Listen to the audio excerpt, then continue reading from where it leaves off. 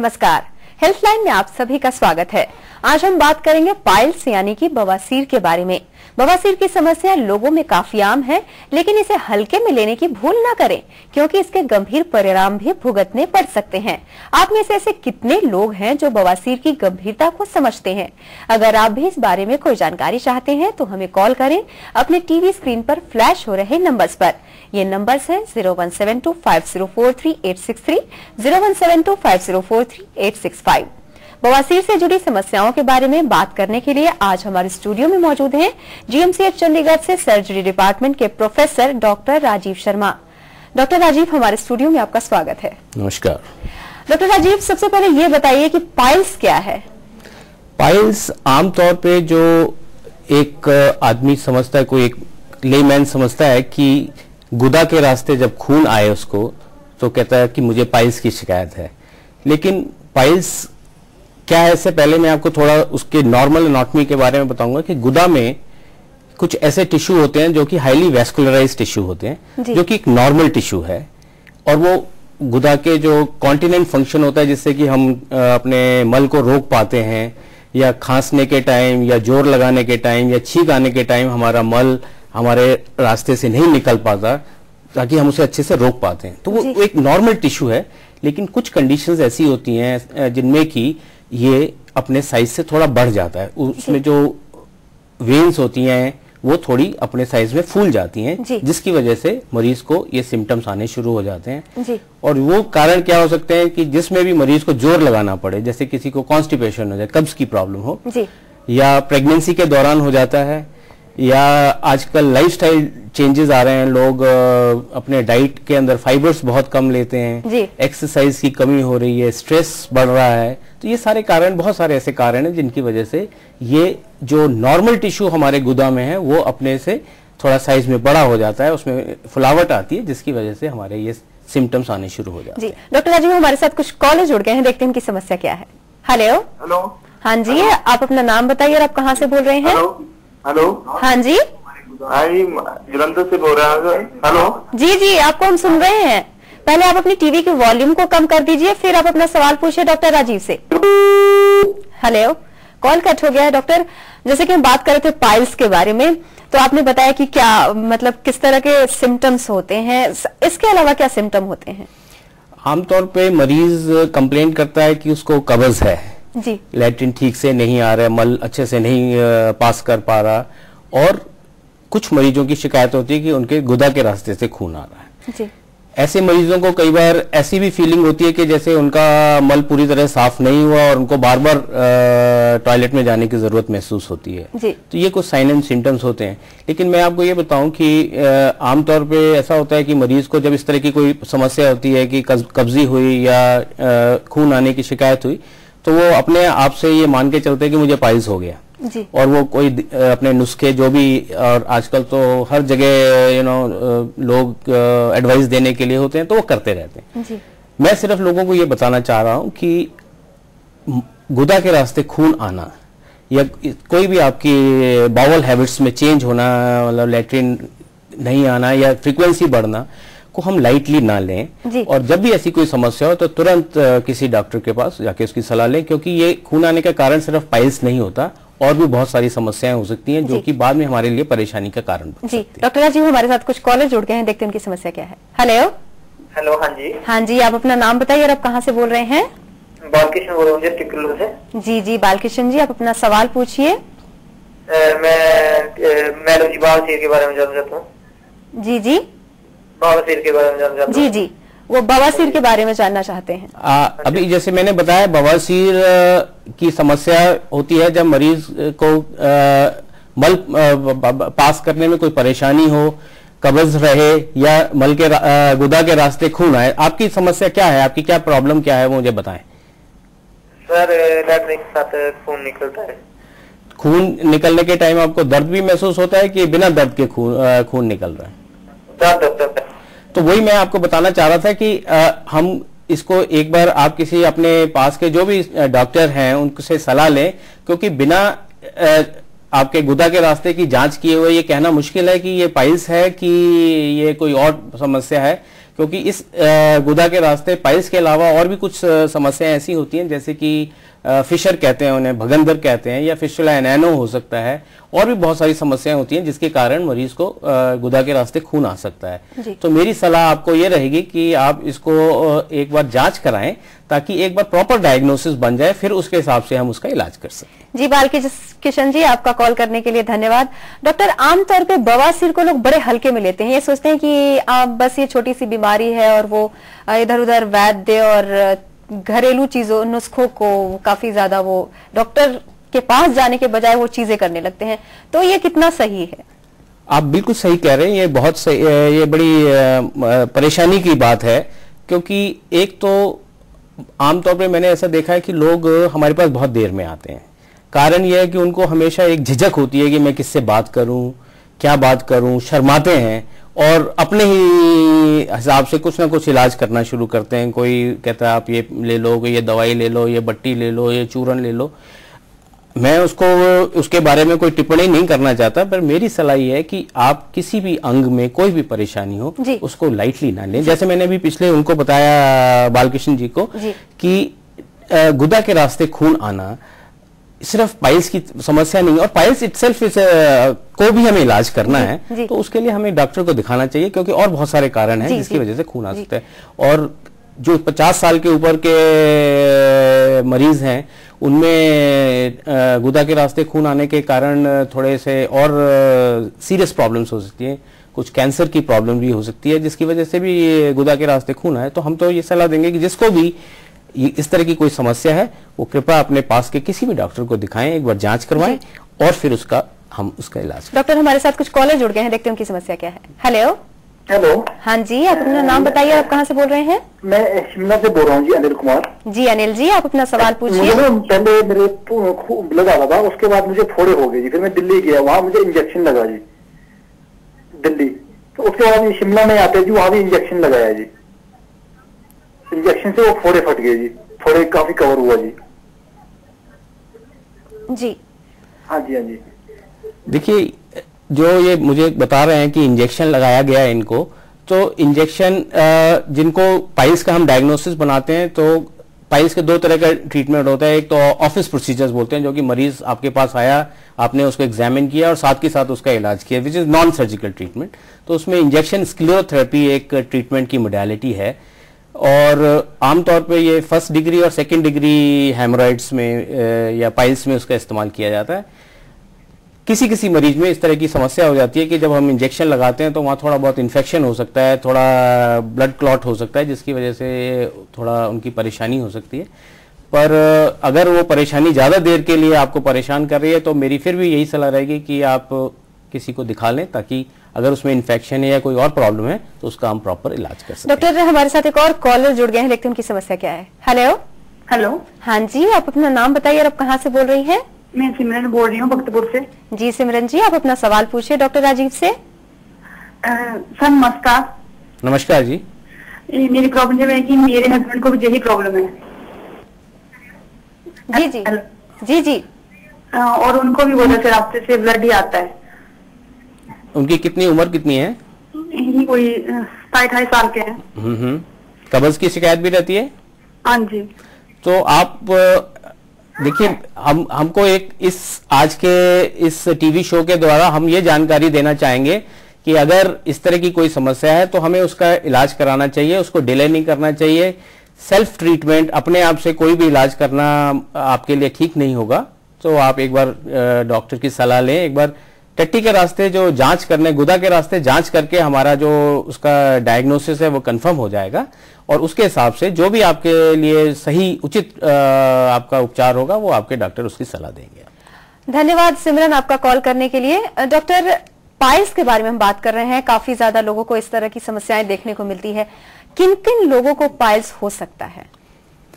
Piles वैसे तो किसी को भी हो सकता है, क्योंकि मैंने जैसे बताया कि गुदा में ये जो हाईली वेस्कुलराइज्ड टिश्यू है, जो नॉर्मल टिश्यू है, वो प्रेजेंट होता है, लेकिन डिफरेंट कंडीशंस में वो अपने आप थोड़ा बढ़ सकते हैं। लेकिन आमतौर पे उन लोगों को देखा गया है जिनके जो अपने खाने में फाइबर्स का कम इस्तेमाल करते हैं। आजकल की it's a lifestyle disease basically. आजकल की जनरेशन जो है वो फाइबर बहुत कम ले रही है, हाईली प्रोसेस्ड फूड खा रहे हैं, काम की जल्दी में भागे चले जा रहे हैं, वक्त नहीं है, फाइबर की बहुत ज्यादा कमी है जी। फिर एक्सरसाइज की कमी है। जी डॉक्टर, इस बारे में हम बात करते रहेंगे। कुछ कॉलर हमारे साथ जुड़े हुए, देखते हैं उनकी समस्या क्या है। Hello hello hello. हाँ जी, आप अपना नाम बताइए और आप कहाँ से बोल रहे हैं? हेलो मैम, नमस्ते। नमस्ते जी। मैम मैं पटियाला पंजाब से बोल रहा हूँ। जी जी, आप अपनी समस्या बताइए। मैम समस्या ये है, मुझको मैंने ना मैम ऑपरेशन कराया था बवासीर का। जी तो मैम उसके बाद ना मेरी मैम खारिश नहीं मैम गई। जी जी। तो मैम उसके बाद ना मेरी ना ऑपरेशन कराया था, उसके बाद में ना 6 महीने हो चुके मैम मुझको। जी। तो मैम मेरी खारिश नहीं अभी तक मैम ठीक हुई। जी। तो ये पूछना था मैम मैं डॉक्टर से। ऐसा होता है कि जब हम ऑपरेशन आपने कराया उसके बाद अगर आपके कब्जी में कोई सुधार हुआ कि नहीं हुआ? सोमनाथ जी, क्या आपकी कब्ज दूर हो गई है ऑपरेशन के बाद? नहीं, कब्ज तो मैम मेरी दूर हो चुकी है जी। तो कई बार ऐसा होता है कि हमारे गुदा के आसपास के एरिया में हम अगर प्रॉपर हाइजीन न मेंटेन करके रखें तो उसकी वजह से हमें वहां पर खारिश और उसकी समस्या हो सकती है। कई बार थोड़े से रेजिडुअल पाइल्स भी रह सकते हैं, क्योंकि पाइल्स एक जगह पे नहीं होते। हमारे गुदा में अगर हम उसको घड़ी के हिसाब से नापें तो 11 बजे की सिचुएशन 7 और 3 जगह पे मेनली पाइल्स का गुच्छा बना होता है जी। तो जब भी हम ऑपरेशन करते हैं तो यूजुअली हम एक गुच्छे को या 2 गुच्छे को निकाल पाते हैं। तीनों को एक बारी में निकाल पाना कई बार संभव नहीं होता है, क्योंकि उसकी वजह से स्टेनोसिस होने की प्रॉब्लम हो सकती है। तो हो सकता है कि थोड़ा रेजिडुअल डिजीज अभी रह रही हो, तो उसके लिए फिर एक बार जांच करा के उसका इलाज कर सकते हैं। लेकिन अपने गुदा के आसपास के एरिया का सफाई रखना बहुत जरूरी है। कई बार हमारे हाइजीन में प्रॉब्लम होती है, जिसकी वजह से हमारे ये एरिया में खारिश की परेशानी हो सकती है। डॉक्टर, एक और कॉलर है, देखते हैं उनकी समस्या क्या है। हेलो। हाँ मैडम, नमस्ते जी। नमस्ते जी, आप अपना नाम बताइए और आप कहाँ से बोल रहे हैं? मैं भिवानी से बोल रहा हूँ मैडम, अर्जुन नाम है। जी अर्जुन जी, आप अपना सवाल पूछिए। जी मैडम जी, 3-4 दिन से मेरे जो मल द्वार है वहाँ खारिश सी हो रही है जी। जी। और मतलब जो कब्ज है, कब्ज तो इतनी नहीं रहती। मैं एक बार फ्रेश होता हूँ जी, और वो सुबह जो है ना लेट हो जाता है, 11-12 बजे तक फ्रेश हो सकता हूँ। जी जी। और खारिश जो मल त्यागने हल्का दर्द होता है अभी 2-3 दिन से जी। जी हाँ जी। डॉक्टर अर्जुन का सवाल आपने सुना है, उन्हें बताइए। देखिए, ऐसा होता है कि पाइल्स में अक्सर ऐसा देखा गया कि पाइल्स में पेन नहीं होता है, इससे पेनलेस ब्लीडिंग। लेकिन जो ये समस्या बता रहे हैं, मुझे उसको लगता है कि क्योंकि मल के टाइम पे इनको दर्द की शिकायत हो सकता है कि इनको फिशर की प्रॉब्लम हो। जैसे मैंने कहा कि फिशर, फिस्टुला, एनो, पाइल्स, ये सारे इनके सिम्टम्स ऑलमोस्ट ओवरलैपिंग सिम्टम्स होते हैं जी। तो हर प्रॉब्लम जो कि गुदा के आसपास की कोई भी प्रॉब्लम हो, हर प्रॉब्लम को हम पाइल्स नहीं कह सकते। तो कोई और अगर ये फिशर इन एनो है तो उसका ट्रीटमेंट डिफरेंट रहेगा जी। तो उसके लिए अगेन बार बार मुझे लग रहा है कि मैं वही बात अगेन एंड अगेन दोबारा वही बात कर रहा हूं, लेकिन सबसे ज्यादा इंपॉर्टेंट है कि हम कोई भी चीज को नजरअंदाज ना करें और अपने आसपास जो भी हमारे चिकित्सा सुविधा अवेलेबल है वहां पर हम जरूर जाएं और अपने डॉक्टर से एक बार जांच करा के फिर उसके हिसाब से हम अपना ट्रीटमेंट। डॉक्टर राजीव, कुछ और कॉलर हैं, देखते हैं उनकी समस्या क्या है। Hello hello. नमस्कार। नमस्कार, आप अपना नाम बताइए और आप कहाँ से बोल रहे हैं? हेलो, कॉल कट हो गई। डॉक्टर, हमारी बातचीत जारी रहेगी पाइल्स के बारे में। फिलहाल हम रुक रहे हैं छोटे से ब्रेक के लिए। ब्रेक के बाद भी जीएमसी चंडीगढ़ से सर्जरी डिपार्टमेंट के प्रोफेसर डॉक्टर राजीव शर्मा आपके सवालों का जवाब देंगे। आप बने रहिए हमारे साथ। हेल्थ लाइन में ब्रेक के बाद आप सभी का स्वागत है। हमारी फोन लाइंस खुली हैं। पाइल्स के बारे में हमारी बातचीत जारी है और अगर आप भी इस बारे में कोई जानकारी चाहते हैं तो हमें कॉल करें 01725043863, 01725043865 पर। डॉक्टर, इससे पहले ब्रेक पर जाने से पहले हम बात कर रहे थे कि किन किन लोगों को पाइल्स की समस्या हो सकती है। तो ऐसा है कि बहुत सारे लोग जो फैमिली हिस्ट्री वाले होते हैं उनको भी होने के चांसेस हैं, जो घंटों बैठे होते हैं उन्हें भी होने के चांसेस हैं, या फिर जो काफी देर खड़े होते हैं उन्हें भी होने के चांसेस हैं। तो कितना सही है, ऐसा सुनने में आया? हाँ, आपका बिल्कुल कहना सही है। जैसे मैंने कहा था, लाइफस्टाइल डिजीज है। आजकल सब टेक्नोक्रेट्स हैं, कुर्सी पे बैठ के काम करते हैं, चलना फिरना कम होते हैं, तो उन लोगों की समस्या है। फिर जैसे पुलिसमैन है, घंटों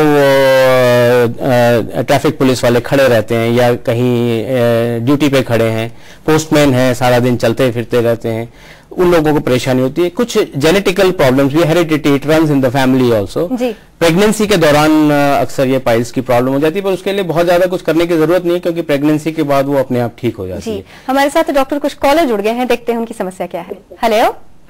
हेलो मैडम। हाँ जी, आप अपना नाम बताइए और आप कहाँ से बोल रहे हैं? हाँ मैडम, मैं जितेंद्र जयतवार बोल रहा हूँ, महाराष्ट्र से, गोलिया से। जी जी, आप अपनी समस्या बताइए। मेरा सवाल यह है कि पाइप मतलब फिशर जो है, फिशर दवाई से आराम हो सकता है? देखिए, फिशर जो होता है वो भी कब्ज की वजह से होता है, और जब कब्ज में बहुत हार्ड स्टूल मल निकलने की कोशिश करता है तो जो गुदा के रास्ते की जो चमड़ी है उसमें थोड़ा कट लग जाता है, और वो जो चमड़ी है बहुत ही ज्यादा संवेदनशील होती है, और वहां कट लगने की वजह से बहुत ज्यादा पेन होता है। पेन की वजह से क्या होता है, गुदा एकदम स्पैज्म में चला जाता है, कस के बंद हो जाता है। फिर अगली बार जब हम उसमें मल निकलने की कोशिश करते हैं तो उसको और खिंचाव होने की वजह से और चमड़ी में कटाव आ जाता है, और ये कॉन्टिन्यूस प्रोसेस है।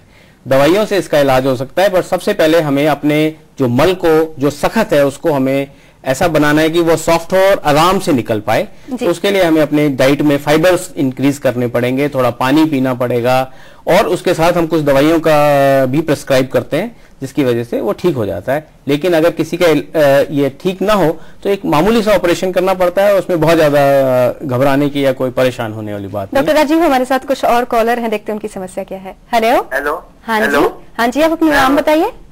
राजेश बोल रहा हूँ। जी राजेश जी, आप अपनी समस्या पूछिए डॉक्टर राजीव से। सर नमस्कार डॉक्टर। नमस्कार जी। डॉक्टर करनाल से बोल रहा हूँ, राजेश मैम। और सर एक्चुअली मेरी वाइफ है, उनको अभी जस्ट पाइल्स स्टार्ट हुई है। अच्छा।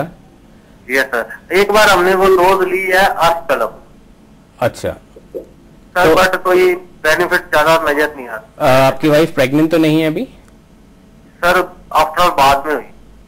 हाँ जी, अभी पाइल्स के बाद में हुई है। देखिए, मैंने अभी जैसे पहले कहा था कि प्रेगनेंसी में कई बार पाइल्स की शिकायत हो जाती है, और यूजुअली प्रेगनेंसी के बाद ये समस्या अपने आप दूर हो जाती है, उसके लिए कुछ करने की जरूरत नहीं होती।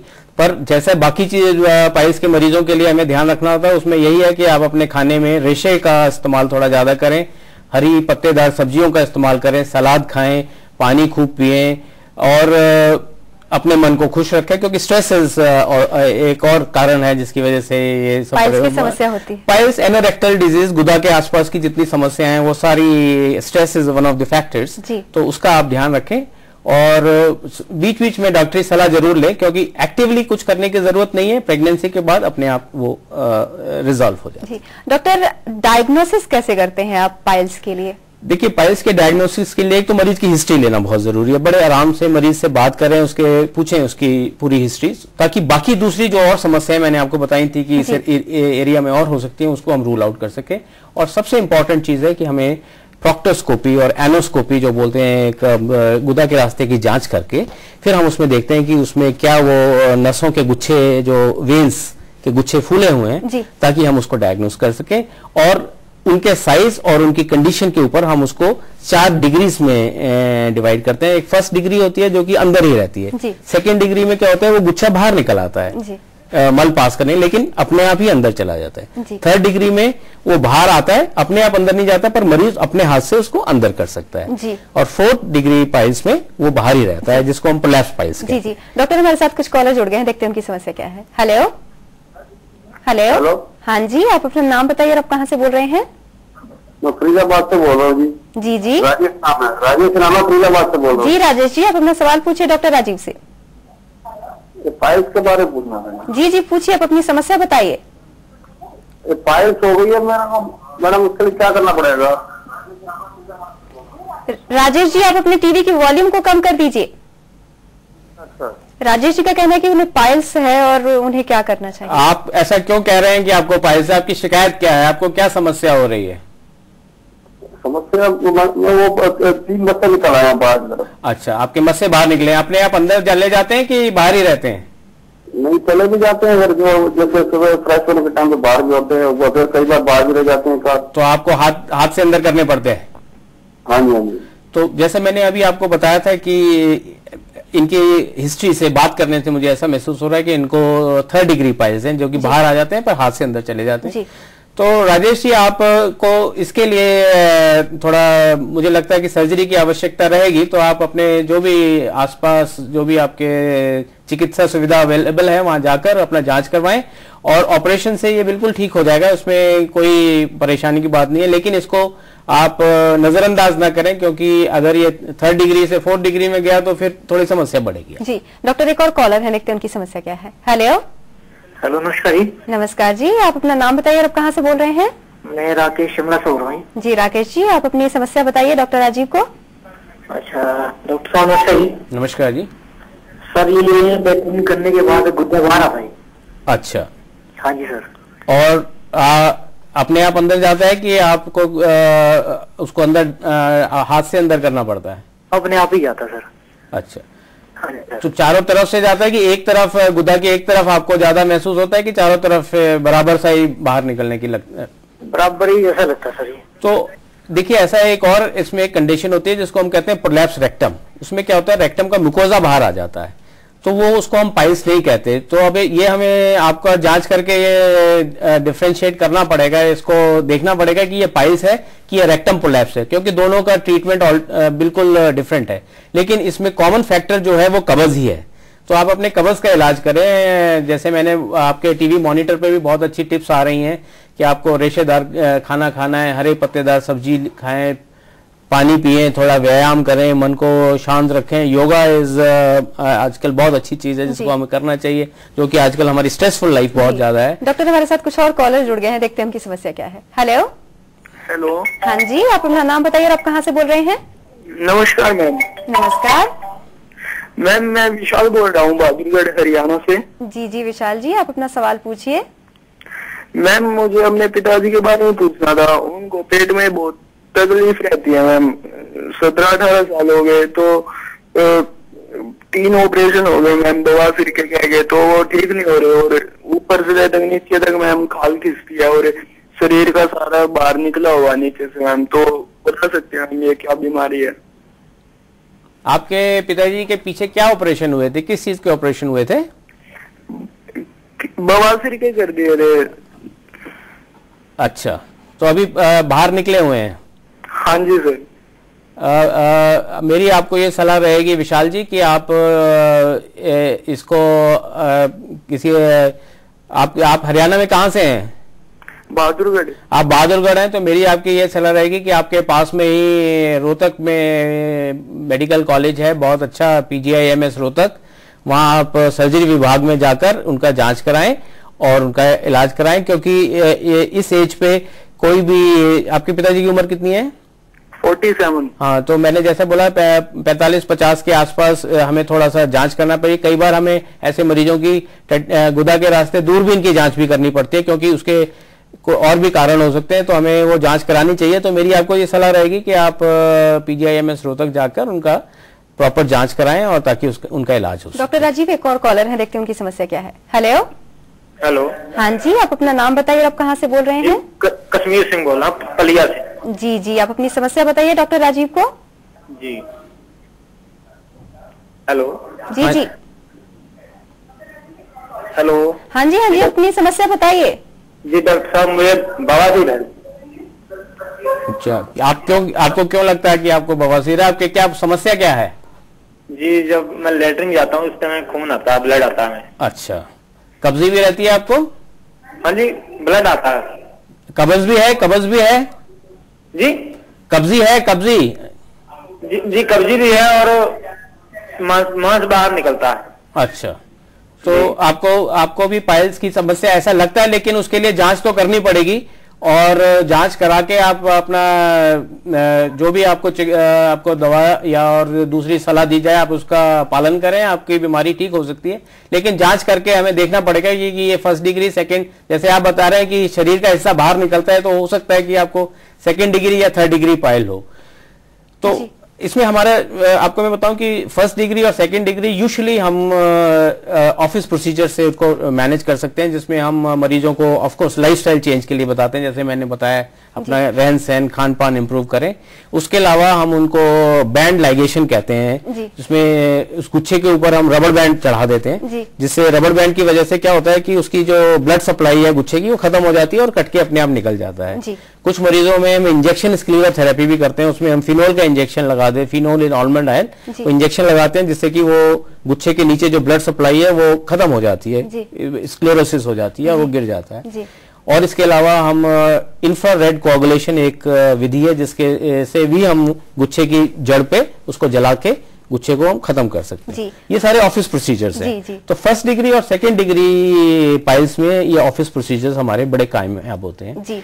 For this third degree and fourth degree haemorrhage हमारे पास सर्जिकल ऑप्शंस होते हैं, जिसमें हम सर्जिकल एक्सीजन कर सकते हैं, और हम उसमें आजकल एक नई तकनीक आई है जिसको हम स्टेपल्ड हेमोरेक्टमी बोलते हैं। थोड़ी महंगी है, लेकिन उसमें मरीज की जल्दी छुट्टी हो जाती है, उसमें पेन कम होता है, मरीज अपने काम पे जल्दी वापस जा सकता है। तो ये सारी हमारे पास ऑप्शंस हैं। डॉक्टर राजीव, आप हमारे स्टूडियो में आए, पाइल्स के बारे में जानकारी दी, आपका बहुत बहुत धन्यवाद। नमस्कार, थैंक यू। तो ये था पाइल्स यानी कि बवासीर से संबंधित आज का हेल्पलाइन। कैसा लगा आपको हमारा ये कार्यक्रम, हमें जरूर लिखें। हमसे संपर्क करने के लिए हमारा ईमेल आईडी नोट करें, healthline@nightnews.com। फिलहाल हेल्पलाइन में बस इतना ही, तब तक के लिए नमस्कार।